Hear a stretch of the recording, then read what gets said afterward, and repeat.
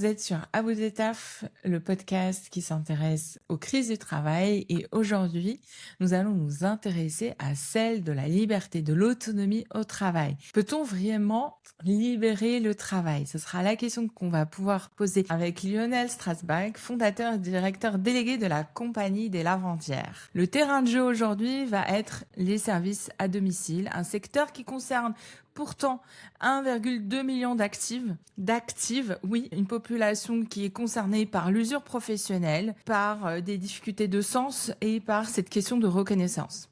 On va plonger dans cet épisode sans plus attendre et commencer par une question.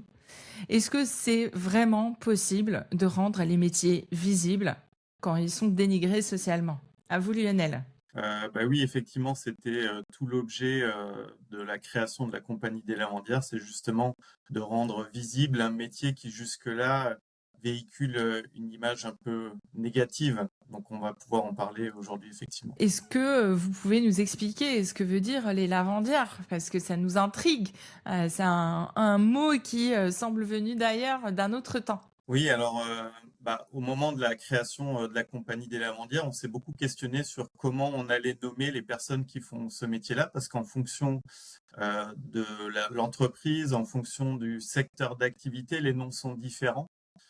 Par exemple, femme de ménage, c'est aujourd'hui un stéréotype social qui est pas toujours très valorisant. Or, les mots façonnent la dignité d'un métier, donc le nom est essentiel. On peut pas libérer un métier qu'on ne respecte pas, donc on a pris le temps de choisir comment on allait appeler nos intervenants, parce qu'on voulait envoyer un premier signal fort à travers le nom, montrer qu'il mérite respect et reconnaissance.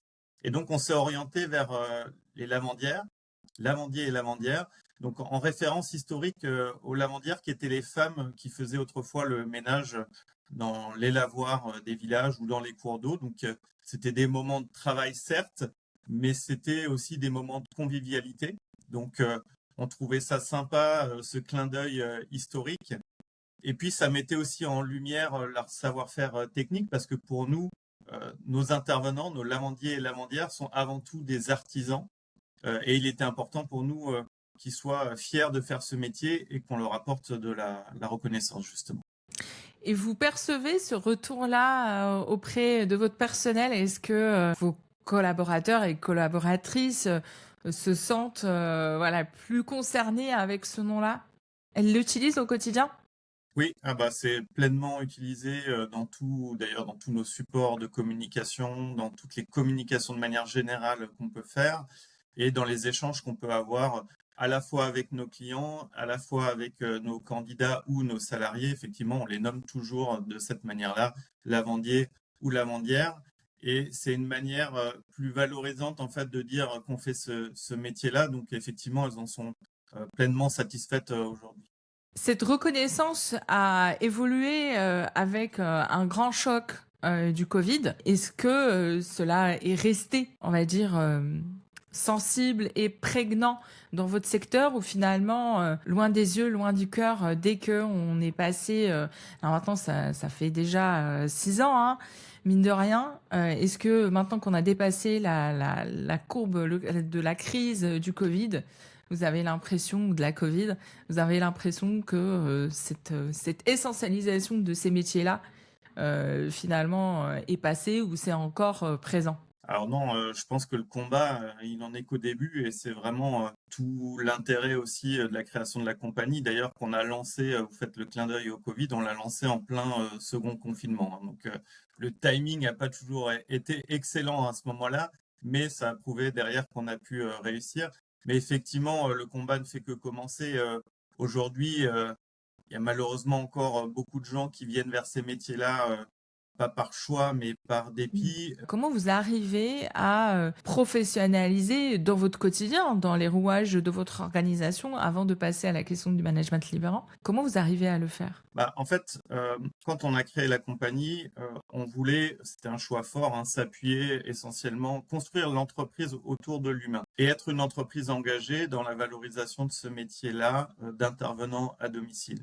Et donc, dès le départ, on a voulu se positionner fortement en proposant les meilleures conditions de travail du secteur, à la fois économiquement parlant, parce que chez nous, ils sont en CDI à temps plein, quand majoritairement aujourd'hui Mmh. dans les services à la personne, les gens sont à temps partiel. Ils ont des tickets restaurants, des primes. Pour ceux qui ne sont pas en centre-ville, on fournit le véhicule, on rembourse la carte avec une carte essence leur carburant. Bref, on leur Ce construit qui en fait. aujourd'hui Ouais, est un aujourd'hui, argument de poids. carrément, carrément, qui est vraiment d'actualité.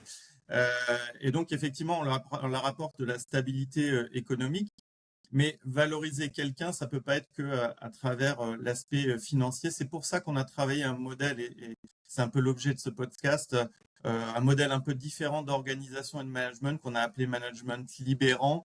Euh, C'était pour donner, effectivement, c'est pour donner au quotidien du sens au travail, de l'autonomie, des responsabilités, et pour que les gens soient plus épanouis au travail. Et c'est comme ça qu'on construit en fait la valorisation du métier d'intervenant à domicile. Et comment vous est venue donc cette fameuse idée du management libérant? Alors, on a évidemment regardé ce qui se faisait sur le marché, et notamment, on a été inspiré par le modèle Buurtzorg, donc qui est plutôt orienté vers des structures d'entreprises libérées, hein, donc parce qu'il y a une nuance entre les deux.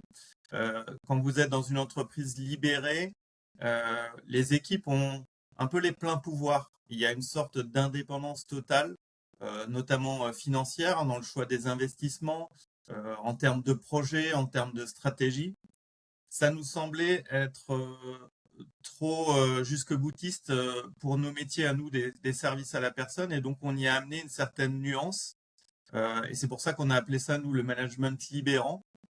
C'est un processus plus progressif où on va guider sur le chemin de l'autonomie, responsabiliser, donner de la confiance, mettre en œuvre le collectif, mais on va aussi garder un guide capable d'accompagner, de donner le cap, mais aussi de trancher en fait s'il le faut.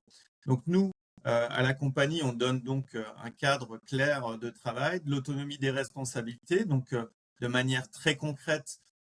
Nos intervenants gèrent eux-mêmes leur planning, donc directement avec leurs clients. Donc s'il y a des ajustements, des reports, ils voient ça avec eux. Ils sont aussi donc responsables de la satisfaction des clients. Donc là aussi, s'il y a des ajustements sur la prestation à faire, ils s'organisent avec le client. Ils participent tous au développement et aller chercher de nouveaux clients en faisant des actions de prospection.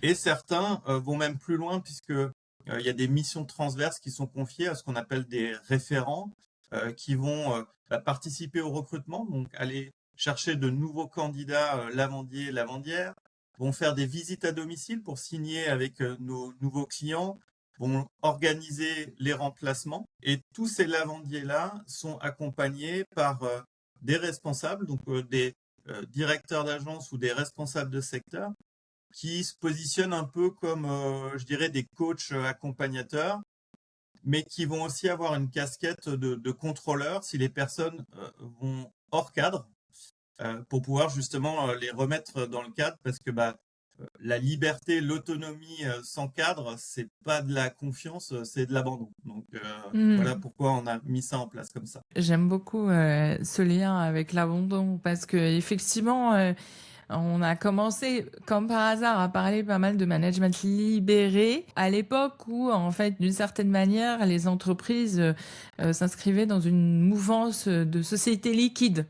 C'est-à-dire détachées d'un territoire, un peu partout, sans avoir de frontières, ni de limites, ni d'ambition, ni de valeurs. Donc, ça réattache d'une certaine manière aux personnes. Mais ce que vous décrivez, c'est aussi un retour à la non-spécialisation. C'est-à-dire que ces dernières années, il y a eu pas mal d'études qui ont montré que l'hyperspécialisation du travail pouvait pousser à l'usure et à d'autres difficultés liées à cette hyperspécialisation et cette concentration à la micro-tâche. Votre retour à une forme de transversalité du métier, de pouvoir faire toutes les activités liées à la chaîne de valeur. Comment cela a été perçu par les travailleurs? Qu'est-ce qu'ils en ont pensé? Qu'est-ce quels ont été les premiers facteurs clés de succès, mais aussi ce qui a été un peu difficile au début à implémenter? Alors, ce qui est important de noter, en fait, c'est que cette liberté, hein, si on peut l'appeler comme ça, elle doit pas se faire de manière brutale.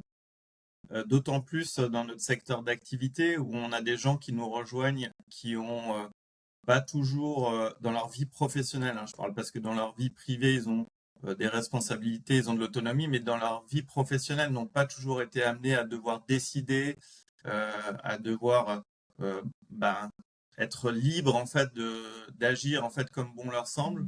Donc le faire de manière brutale, ça peut être violent. Difficile, oui, Ouais, c'est et ça. Donc stressant même pour les personnes. et stressant. Donc c'est pour ça qu'effectivement, il faut le faire euh, en, en processus progressif. Il faut être accompagné. Nous, on met en place des formations, du tutorat. On y va progressivement. En fait, si je devais donner une image, en fait, l'autonomie, c'est un peu comme un muscle. Ça se travaille, ça se développe. Il faut y aller petit à petit. Nous, on amène les gens. On est toujours sur le chemin de l'autonomie, hein. Les gens sont jamais pleinement autonomes. C'est pour ça qu'on a gardé aussi cette structure avec des responsables qui sont là, parfois comme coach, parfois comme contrôleur, pour pouvoir justement amener les gens à aller dans le bon chemin, à les aider à prendre les bonnes décisions. Et c'est pas toujours simple parce que il peut y avoir une charge émotionnelle qui est forte parce que quand on prend des décisions, on se met parfois en danger. Donc notre rôle, c'est d'être justement là pour les accompagner à avoir la bonne posture, à prendre les bonnes décisions, à avoir la bonne attitude et de ne pas subir et de le faire de manière proactive en fait. Ça concerne combien de salariés? En tout, dans l'entreprise, on a à peu près 300 salariés aujourd'hui, Lavandier, Lavandière. Et pour 300 salariés, vous avez à peu près combien de tuteurs ou de managers qui font ce rôle-là de supervision et d'accompagnement à l'autonomie? Alors en fait, bon, ça va dépendre des agences en fait, Bien sûr. parce qu'on a des agences qui ont des degrés de maturité différents, puisqu'on Mm. ça fait 5 ans qu'on existe aujourd'hui, donc on a des agences plus anciennes et d'autres plus récentes. Mais en moyenne, dans une agence, on a à peu près 4, 5, 6 référents en fait, qui sont là à la fois pour des missions transverses dont je parlais tout à l'heure, et à la fois pour accompagner en fait les gens sur l'autonomie. Donc c'est pas que le rôle en fait du responsable, hein. Donc on a des directeurs dans les plus grosses agences, on a des responsables de secteur. C'est pas que leur rôle à eux, c'est on a vraiment ce fonctionnement. D'ailleurs dans notre nom, hein, vous l'avez peut-être noté, c'est la compagnie des lavandières. C'est pas les lavandières, c'est la compagnie des lavandières parce que justement on voulait appuyer ce côté management libérant collectif avec un terme fort, donc la compagnie, et donc ça met en avant un peu cet esprit d'équipe. Et donc, c'est entre collègues, en fait, qui vont s'appuyer aussi les uns sur les autres. On a des experts sur certains domaines, donc bien sûr sur l'aspect professionnel, de comment on entretient tel type de matériel, mais aussi sur comment je vais gérer, en fait, des situations avec mes clients, des situations plus personnelles. Voilà, donc on favorise beaucoup l'échange entre eux à travers des groupes d'échange, à travers des réunions, des rencontres, des ateliers. Voilà, l'idée c'est qu'ils se construisent en groupe parce que c'est Mm. le collectif qui rend l'individu plus fort. Et c'est une forme de retour à l'artisanat.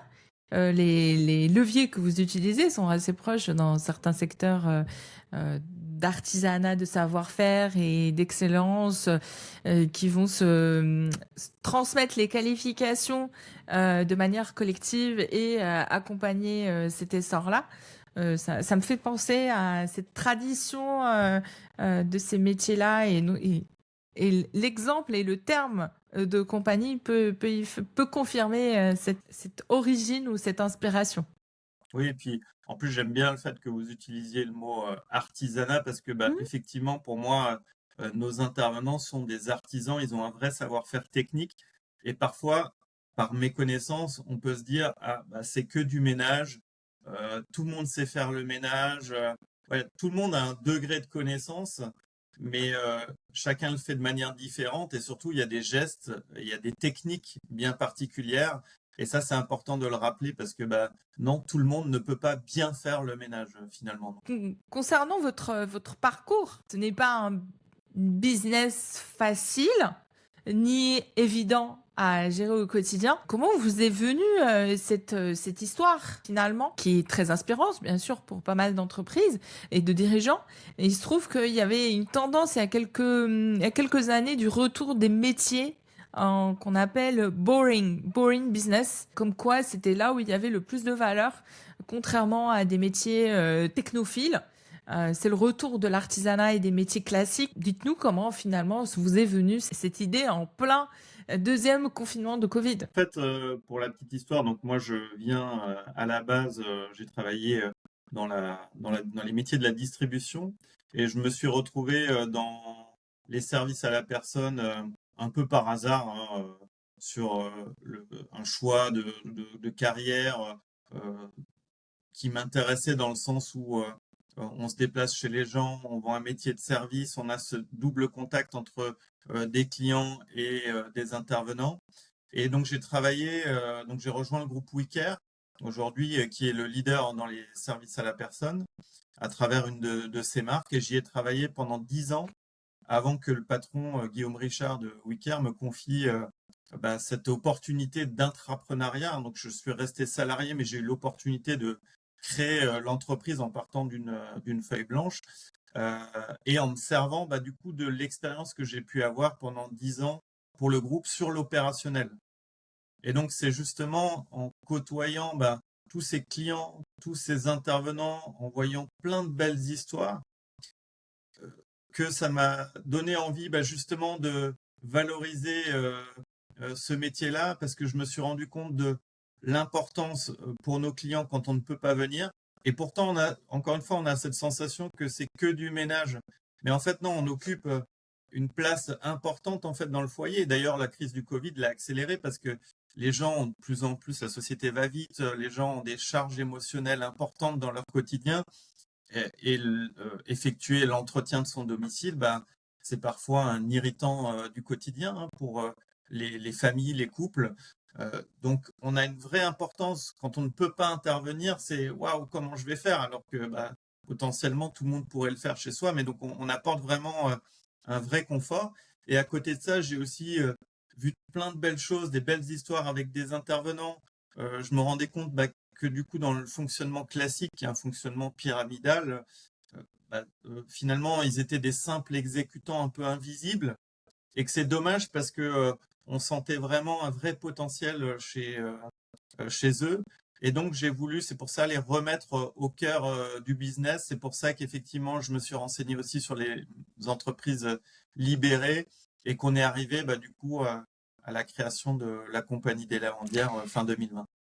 Et comment, avec le modèle d'entrepreneuriat, ça s'est fait parce que d'une certaine manière, ça offre effectivement la stabilité du salariat, mais il y a quand même des prises de risques, prendre des initiatives en dehors de l'organisation que vous connaissez, avec la confiance du dirigeant du groupe WeCare. Comment ça s'est opéré pendant les 6 premiers mois, alors que vous étiez en train effectivement d'investiguer sur le management libéré ou libérant?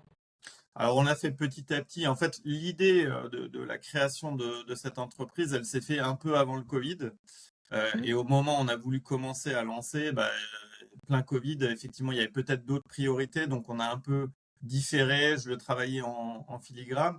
Mais effectivement, vous avez raison de le souligner. Le point de départ de la réussite, ça a été la confiance de mon patron, hein, qui effectivement me challengeait en fait sur lui-même ses idées. Moi, je lui faisais des retours sur ce que je pouvais voir et comment j'imaginais les choses. Et voilà, c'était à travers ces échanges-là, toujours très constructifs. Je me suis aussi appuyé beaucoup sur tous les services supports du groupe WeCare. Donc, c'était mes connaissances opérationnelles, mais pas que. Hein. Voilà, l'idée, c'était de s'appuyer sur tous les experts du groupe dans tous les domaines et pas de construire une entreprise seule dans mon coin. Et ça a été ça, vraiment, la force de ce projet-là. Parce que créer une entreprise, c'est pas simple. Le faire tout seul dans son coin, ça l'est encore moins. L'avantage que j'ai eu dans le cadre de cet intrapreneuriat, c'est que j'étais pas tout seul. et que c'est que j'avais des experts à disposition, entre guillemets, pour pouvoir challenger mes idées au quotidien et faire évoluer les choses au fur et à mesure jusqu'au lancement de la marque. D'une certaine manière, vous étiez votre premier cobaye pour le management libérant. Exactement, exactement, parce que j'avais de la liberté, mais un certain cadre aussi, qui était guidé parfois par des décisions très opérationnelles d'outils qu'on allait utiliser, parfois par des décisions financières, économiques, parce que il y a ce qu'on aimerait pouvoir faire et parfois ce qu'on peut se permettre de faire. Donc effectivement, c'était les premiers pas du libérant pour moi. L'étude sur le paradoxe français que finalement les salariés souhaitent de l'autonomie, de la confiance, mais qui finalement ils ne savent pas identifier ce type de management-là. Comment ça vous est venu et qu'est-ce que vous en avez pensé à la lecture des résultats avant de pouvoir dévoiler certains? C'est vrai qu'aujourd'hui, malheureusement, en fait, il y a déjà un premier constat, c'est que les gens, quand ils vont choisir une entreprise, ils vont essentiellement regarder le salaire, voire la notoriété de l'entreprise. Et ils regardent très rarement le management.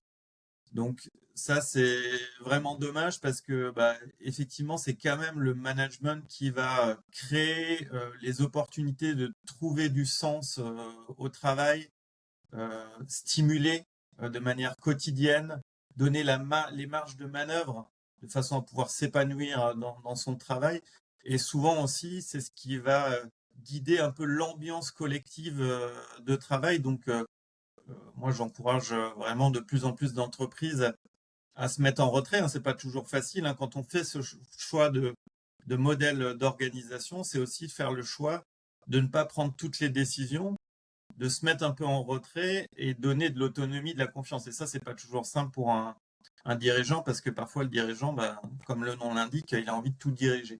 Et donc, voilà un peu mon constat aujourd'hui avec bah, un peu une culture en France qui est de dire si on n'a pas de diplôme, on peut pas avoir un poste à responsabilité, on peut pas décider, on peut pas avoir de l'autonomie, on peut pas avoir des responsabilités.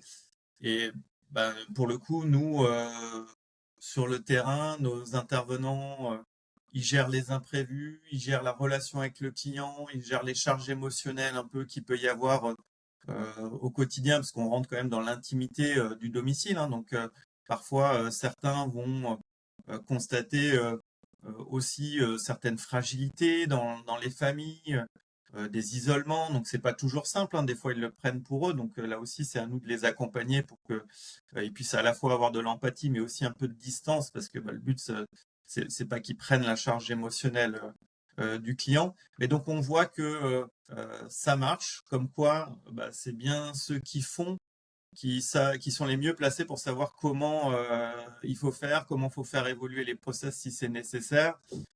Et l'autonomie, c'est pas une question de diplôme, hein, c'est encore une fois une question de confiance. Ces derniers temps, les arrêts maladie explosent. Ça continue à être assez lourd même auprès des plus jeunes. Par rapport à ce que vous connaissez du métier de manager, pourquoi c'est si difficile pour les managers et les dirigeants de pouvoir écouter les dysfonctionnements et le malaise. Vous parliez tout à l'heure de contrôle, à juste titre. L'étude aussi remonte que 82% des Français disent que le management impacte directement leur bien-être. 92% voient dans l'autonomie et la confiance des leviers de fidélisation. Mais plus de 2 sur 3 ne connaissent même pas le management libérant ou celui qui va leur correspondre et qui va correspondre à leur mode de travail et mode de vie. Avant de parler des salariés, qu'est-ce qu'ils peuvent faire? Est-ce que vous avez déjà eu des discussions avec des pairs dirigeants sur ce sujet-là et comment vous êtes arrivé à les convaincre ou pas? C'est pas toujours simple parce qu'encore une fois, comme je le disais tout à l'heure, il y a vraiment une méconnaissance. Et au-delà de la méconnaissance, il y a aussi ce sentiment que ça marche pas. En fait, et d'ailleurs, pour la petite histoire, même dans le groupe, hein, quand j'ai expliqué un peu autour de moi la genèse, le concept de l'entreprise, j'ai pas eu que des voyants verts. Hein, j'ai eu beaucoup, beaucoup d'avis parfois même un peu tranché, assez négatif sur le fait que voilà, donner de la confiance, donner de l'autonomie, ça marchera pas, les gens vont en abuser, d'autant plus dans notre secteur d'activité, donc c'est pas toujours simple. Donc il faut expliquer, il faut donner du sens. En fait, encore une fois, on a l'impression que quand on décide de tout, ça va bien se passer, sauf que seul, c'est compliqué de mener sa barque. Et encore une fois, il faut à la fois créer un environnement qui permette des temps collectifs et des temps individuels. Donc voilà, et c'est à travers les échanges et à travers les résultats des entreprises comme la nôtre qui montrent que ça marche, qu'on va inciter de plus en plus de patrons d'entreprise à passer ce cap-là et à revoir peut-être leur organisation, pas forcément de manière jusque-boutiste et encore une fois d'aller jusque des modèles libérés, mais au moins par étape, par transition, par projet peut-être parfois, par peut-être service, c'est peut-être pas tous les services qui sont concernés, mais au moins avoir cette philosophie parce que pour le coup, s'il y a bien quelque chose à retenir, c'est que le libérant, c'est avant tout un état d'esprit d'entreprise et c'est d'avoir une posture où on va écouter les avis des autres, laisser les autres s'exprimer et partir du principe que c'est comme c'est chacun dans son domaine qui fait, qu'il est le mieux placé pour savoir comment faire évoluer les choses. Et donc, d'une certaine manière, trouver des preuves, on va dire animées par de l'exemplarité et persister. Et surtout, ne pas hésiter à commencer petit. Pour les dirigeants qui se posent des questions, de commencer par des petites équipes et d'étendre petit à petit. Parce que le plus dur, et ça je le vois aussi avec des clients, c'est la montagne. On voit la montagne et on se dit mais c'est pas possible, j'ai pas envie de l'escalader, ou le fait, et c'est la même métaphore que de faire un régime parce qu'on doit le faire parce que c'est bon pour notre cœur. En fait on va pas avoir envie de le faire tous les jours, mais c'est la discipline d'y aller. En fait, c'est vrai que nous, on a eu la chance d'instiguer ce modèle-là dès le départ. Donc, on est parti de zéro. Donc, voilà, la culture, j'ai pu la mettre en place alors que j'étais tout seul, puis un, puis Mhm. deux, puis trois. Ça peut paraître plus compliqué pour des entreprises à taille conséquente de se dire waouh, le changement, la transition, je vais perdre des gens. Effectivement, comme vous le disiez très justement, il faut y aller par étapes. Faut tester, faut aussi accepter de se tromper. En fait, nous, donc on a lancé il y a 5 ans. Des erreurs en 5 ans, on en a fait énormément, et c'est justement, et c'est pas grave en fait. C'est justement ça qui nous a fait grandir et être aujourd'hui ce qu'on est. Entre-temps, du coup, maintenant qu'on a éprouvé notre modèle, on se lance en franchise, mais c'est grâce à toutes ces erreurs qu'on a commises au début qu'on peut se permettre de se lancer en franchise aujourd'hui, parce que on peut dire à nos franchisés, oui, tu as de l'autonomie, tu as de la liberté en tant que franchisé, mais voilà, nous, on a déjà testé ça, ça n'a pas marché. Donc, on te dit juste, voilà, on les voit, on va dire, s'approcher de la prise, on leur dit juste, attention, tu risques de te prendre un gros coup en jus. Maintenant, à toi de voir. Donc, voilà, c'est un peu ça, mais voilà, on s'est construit à travers tous ces échecs-là, donc il faut y aller petit à petit et effectivement, peut-être le faire à petite échelle au début, parce que il faut en être aussi soi-même convaincu en fait que ça va marcher. Ça peut pas être juste une personne qui porte le projet non plus. Donc voilà, il faut y aller par étapes. Vous parlez d'échecs ou d'erreurs. Est-ce que vous pouvez nous partager quelques-uns? Ça peut nous guider dans le fait de normaliser cet apprentissage. Pour la petite histoire, je regrette un peu aujourd'hui, mais je me dis que au premier jour, j'aurais dû m'acheter un livre vierge et remplir justement au fur et à mesure de toutes les histoires, les bons moments, parce que fort heureusement, il y en a eu plein aussi des bons moments, mais aussi soit les moments de doute, soit les moments d'échec, parce que quand on monte un projet comme ça, que c'est un peu disruptif, il y a plein de moments où on se dit, punaise, mais est-ce que j'ai bien fait? Est-ce que je reviendrai pas en arrière? Et en fait, justement, quand on est face à un échec, la première tendance, c'est de se dire, je vais revenir sur quelque chose que je maîtrise, un management bien hiérarchique où je vais tout décider et puis ça va bien se passer. Et en fait, c'est justement là qu'il faut aller contre ça. Et donc des exemples, oui, j'en ai eu plein, mais je dirais que le principal que je peux vous donner, c'est que au début, notre cadre de travail, donc le fait de dire aux gens, voilà ton métier, voilà jusqu'où tu peux aller, ce que tu peux faire, ce que tu ne peux pas faire, il était un peu flou. Et quand c'est flou, Il y a un loup, voilà, c'est ça.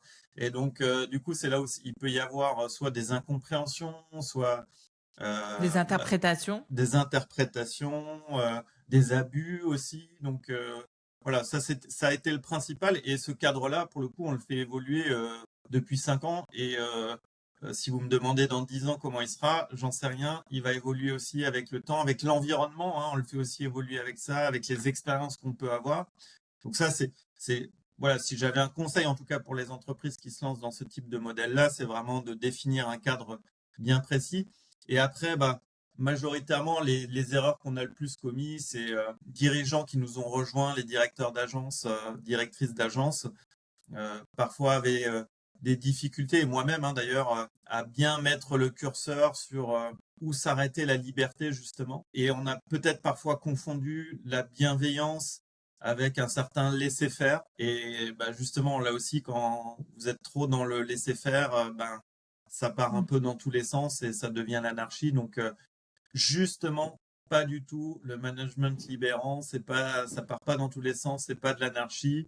C'est justement très cadré, mais à l'intérieur du cadre, c'est là où les gens ont un maximum de maîtrise sur comment ils peuvent faire les choses. Dans l'étude, vous notez une forme de fracture générationnelle. Donc, les 55 ans et plus sont plus prêts à troquer le salaire contre la liberté pour 71%, alors que les jeunes sont plus partagés. Il y a 51 des moins de 35 ans, 51% des moins de 35 ans qui préfèrent un salaire plus élevé dans un cadre rigide. Comment vous le percevez de manière opérationnelle? Est-ce que c'est une forme de réassurance qui est recherchée pour les jeunes, ou une confiance qui est déjà là pour les seniors, ou autre chose qui peut le justifier? Je dirais que ce résultat, il est assez logique. Euh, C'est simplement lié à un certain pragmatisme. On a d'ailleurs souvent tendance à se dire que la nouvelle génération, ils recherchent uniquement la liberté. La liberté, certes, mais cette liberté-là, elle a un coût. Et Mm. aujourd'hui, la réalité, c'est que un senior, alors, je ne sais pas si c'est le bon terme pour le coup, mais les gens qui Quelqu'un ont déjà, d'expérimenté. voilà, quelqu'un d'expérimenté, c'est déjà construit financièrement parlant, généralement, Mm. donc à une certaine sécurité, donc peut se permettre de faire le choix de ses missions, d'un modèle de management et de faire l'impasse peut-être sur un salaire plus élevé. Les jeunes, la réalité, c'est qu'ils arrivent sur le monde de l'emploi. On le voit aujourd'hui, il y a de l'instabilité constamment, il y a de l'inflation. La réalité, c'est qu'à la fin du mois, il faut payer ses loyers, il faut payer ses factures. Donc même si ils sont très intéressés par la liberté, ils sont aussi très pragmatiques et ils se disent que euh, il faut à la fois avoir euh, une sécurité dans l'emploi qui va leur permettre justement de construire leur carrière et de répondre un peu à cette pression économique. Donc finalement, ça se fait de manière assez naturelle. Et donc après, la question à se poser, c'est est-ce que justement on est capable de proposer les deux, donc à la fois une stabilité économique, à la fois de l'autonomie des responsabilités. C'est exactement ce qu'on a essayé de construire à travers la compagnie avec nos conditions de travail, que ce soit financières et l'autonomie qu'on laisse à nos salariés. Est-ce que vous avez noté une forme de différence aussi en termes d'attachement au collectif, d'une forme d'individualisation pour les uns, ou de recherche d'équipe et de collectif pour les autres? Et pour le coup, c'est pas franchement lié à l'âge ou tout autre critère, ça va vraiment être lié à la personne. Maintenant, pour moi, c'est vraiment deux notions complémentaires. C'est important de trouver un équilibre entre des temps individuels, des temps collectifs. Donc, par exemple, chez nous, nos lavandiers gèrent leur portefeuille client, mais à côté de ça, travaillent aussi pour l'agence, pour le développement. Et pour moi, justement, l'autonomie fonctionne mieux quand elle s'appuie sur un collectif fort. Donc ça, ils le comprennent assez facilement quand ils nous rejoignent. Votre business model est d'une certaine manière au cœur d'un modèle social français. Cela concerne les familles avec les enfants, les aidants et la recherche des personnes âgées pour la vie à domicile. Il y a pas mal de, on va dire, de transformations de mode de vie entre urbain et périphérie, voire de la ruralité qui irrigue d'une certaine manière votre quotidien. Vous avez parlé tout à l'heure du travail émotionnel que peut rencontrer le personnel en question et qui sont au cœur parfois de ces usures-là, de ces difficultés, des questions de pouvoir d'achat. Comment cette incertitude qui est macroéconomique mais sociale vous aide ou vous rend la tâche difficile pour vos décisions parce qu'il y a des opportunités malheureusement parce que voilà les gens ont besoin de ce tissu social mais en même temps c'est de plus en plus difficile, cher et on va rogner sur des conforts de vie qui nous permettaient aussi une forme de stabilité, de rencontre. L'incertitude aujourd'hui, malheureusement, elle est devenue structurelle. On a parlé du Covid hier. Aujourd'hui, entre les remaniements du gouvernement, les guerres, c'est pas toujours simple. Maintenant, si on attend une visibilité totale, on n'avance plus. La réalité, c'est qu'il y a de plus en plus de demandes, en tout cas dans les services à la personne. D'ailleurs, l'INSEE annonce 800 000 emplois à pourvoir d'ici 2030. Donc, il y a un vrai besoin structurel parce qu'il y a un vieillissement de la population. De la population. Voilà, il y a de plus en plus de seniors qui arrivent et ces seniors-là sont de plus en plus longtemps actifs et donc ils ont des moyens financiers aussi. Donc voilà, c'est une opportunité pour nous. Les foyers sont composés maintenant majoritairement de 2 personnes qui travaillent. Quand avant il y en avait un qui était dédié à l'entretien de la maison. Donc là aussi c'est une opportunité pour nous. Et on en a parlé tout à l'heure, depuis le Covid, il y a une recherche permanente maintenant de se faire plaisir, de s'enlever de la charge mentale. Donc là aussi, c'est une opportunité pour nous. Donc voilà, malgré toute cette instabilité, nous, on avance et je pense qu'effectivement, c'est aussi le bon moment justement d'investir dans ce type d'activité-là parce que la demande va être de plus en plus forte. Donc voilà, c'est une vraie opportunité pour des franchisés demain de nous rejoindre parce qu'à côté de cet accroissement de demande, ils rejoignent aussi un groupe. Donc toute l'expérience de WeCare, encore une fois, leader des services à la personne, un modèle qu'on a éprouvé pendant plusieurs années un peu partout en France. Donc l'intérêt, c'est qu'ils ne se lancent pas seuls. Ils ne se lancent pas dans le vide. On est là pour les former, les accompagner, les amener à la réussite. À cause de ce fameux vieillissement, il y a certains pays qui s'engouffrent dans l'opportunité technologique. L'idée qu'il faudrait avoir des humanoïdes ou des robots domestiques pour pouvoir faciliter soit le travail des personnes qui sont spécialisées dans le domaine, soit les humains aidants ou autres pour leur faciliter, on va dire, le confort quotidien. On a entendu parler de chiffres comme 10 000 $ plus l'abonnement mensuel ou des choses comme ça. Qu'est-ce que vous en avez pensé, vous qui œuvrez pour de l'artisanat par rapport à ce modèle-là et dans sa réalité? Là aussi, ça va devenir et c'est déjà une opportunité parce qu'on utilise déjà, nous, l'intelligence artificielle pour faciliter le quotidien de nos agences de manière générale. Maintenant, sur l'aspect très technique du métier, effectivement, hein, on voit un peu partout, notamment dans les pays asiatiques, les robots qui arrivent pour remplacer les humains. Je pense que la réalité, ce sera plutôt que on aura toujours besoin des humains, mais qu'effectivement, les machines vont être là pour faciliter le quotidien. Vous en avez parlé un peu au début du podcast, faire le ménage à l'échelle d'une semaine complète. Physiquement, ça peut parfois être un peu compliqué. Donc, ça va être une vraie opportunité pour nous d'y adjoindre justement un peu de technologie, de machines pour aider nos intervenants. Mais le savoir-faire, la touche finale, l'effet waouh, comme on aime le dire chez nous, ça va toujours être l'humain qui va être capable de le faire. Et puis, ce qui se cache aussi dans nos métiers, au-delà de faire le geste technique, c'est aussi toute la partie relationnelle, hein.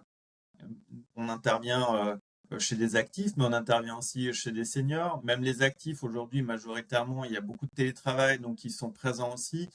Et quand ils font appel à nous, ils recherchent aussi cette présence, hein, cette relation humaine.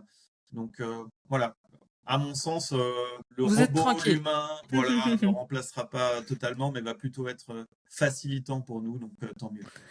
Mais c'est intéressant parce que ça pourrait répondre à cette fameuse question qui est pas mal revenue, et qui a peut-être rebuté pas mal de travailleurs sur ce secteur. C'est toute la question de l'usure professionnelle, de la pénibilité, des troubles musculo-squelettiques qui revenaient à une certaine époque, que finalement, voire même d'accidents professionnels, que finalement l'arrivée de certains robots complémentaires pourrait aider ou prévenir pour ces cas-là. Moi, j'avais vu il y a pas longtemps le cas d'un robot qui permettait de porter des objets. Voilà, c'est toute la question de l'attractivité, même avec des métiers qui jusque-là étaient supposés user beaucoup les corps. Pour répondre à cette notion de pénibilité, ce qui est important de noter, et ça, on n'a pas besoin d'attendre les machines pour ça, c'est aussi de réussir à vendre les bonnes durées de prestations. Et là aussi, ça participe un peu à la valorisation du métier parce que si vous écoutez les clients, parfois, il faut tout faire vite. Or, qu'est-ce qui use en fait? C'est justement le fait de devoir travailler vite sans avoir le temps de bien faire les choses. Et d'ailleurs, on le voit d'un pays à l'autre, la relation au ménage est différente. Il y a des pays où les gens sont moins usés, mais parce qu'ils font aussi beaucoup plus d'heures chez leurs clients. Or, en France, il y a un peu cette notion de c'est que du ménage, donc je vais en prendre le moins possible. Sauf que en 2 heures, entre le moment où j'arrive, je me prépare, je C'est dois court. tout nettoyer, ensuite je dois tout ranger, et puis je dois partir au prochain domicile. Avec le temps de trajet qui est de l'usure, c'est pas la même chose d'enchaîner 8 heures dans la journée en faisant 4 clients de 2 heures que de faire 2 prestations de 4 heures.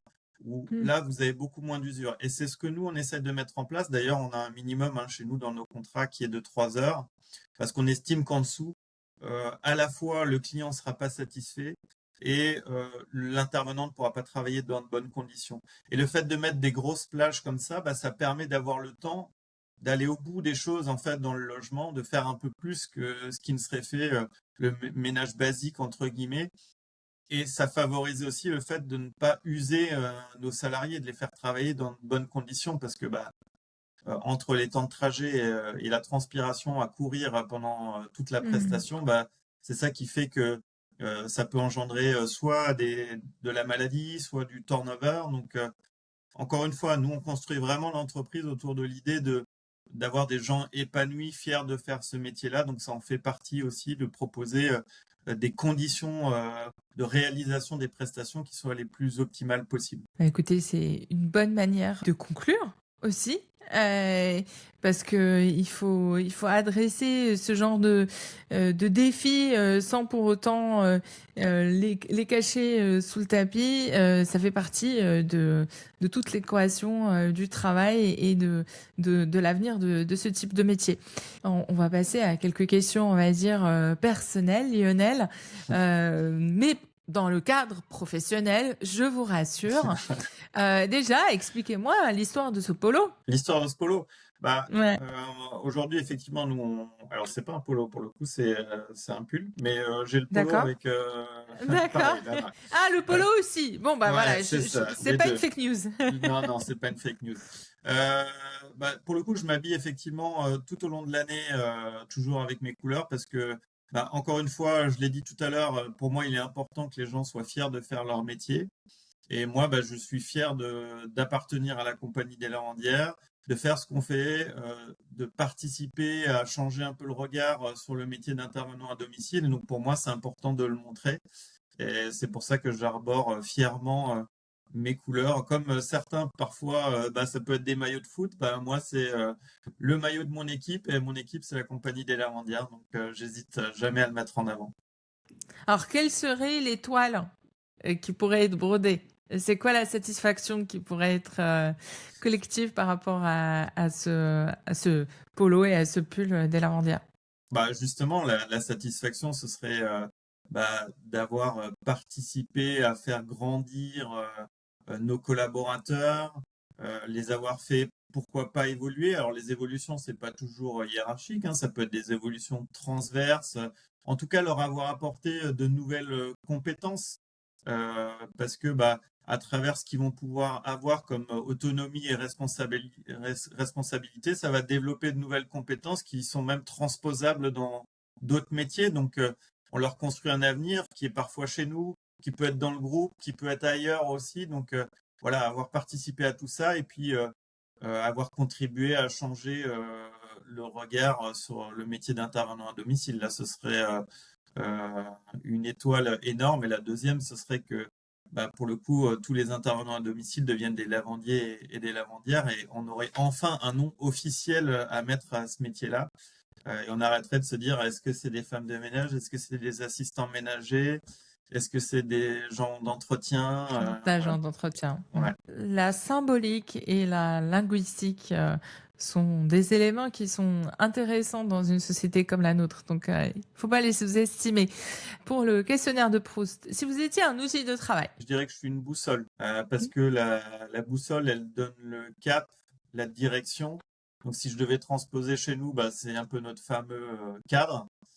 Et après, chacun choisit le chemin qu'il va emprunter pour arriver à sa destination, à son objectif, comment il va y arriver et par où il va passer. Le mot ou l'expression que vous utilisez souvent au travail?